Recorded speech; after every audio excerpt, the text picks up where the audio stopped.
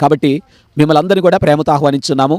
25 రాత్రికే కార్యక్రమం ప్రారంభించబడుతుంది. 26 ఉదయం ఆదివారం దినము సెలవు దినం గనక, మన భారతదేశం యొక్క గణతంత్ర దినం గనక మిమ్మల్ని అందరినీ కూడా ఈ యొక్క మహోత్సవంలో ఏకీవించి దేవుని ఆరాధించడానికి ఆయన సన్నిధానంలోకి మిమ్మల్ని అందరినీ కూడా ఆహ్వానించున్నాము.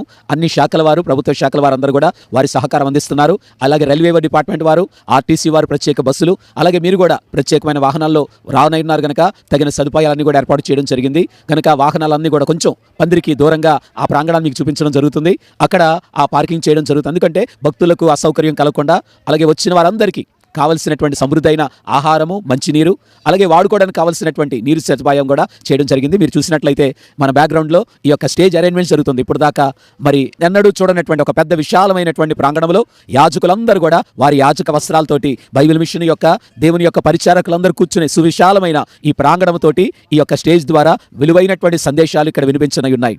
కాబట్టి ఈ యొక్క ఏర్పాట్లన్నీ కూడా మీరు చూసినట్లయితే ఈ చక్కటి పుష్పాలతోటి షారోను పొలం వలె దేవుడు అలంకరించనై ఉన్నారు కనుక ఇవన్నీ పూర్తయిన తర్వాత చూడముచ్చడైనటువంటి ఆహ్లాదకరమైనటువంటి ఒక చక్కటి వాతావరణంలో ఆత్మీయమైన ఆనందకరమైన వేడుకగా ఈ మహోత్సవాలు జరుగుతున్నాయి కనుక అన్ని ఏర్పాట్లన్నీ కూడా సర్వము సిద్ధమయ్యాయి. మిమ్మల్ని ప్రేమతో ఆహ్వానించున్నాం. దేవుడు మిమ్మల్ని దీవించునుగాక. ఆమేన్.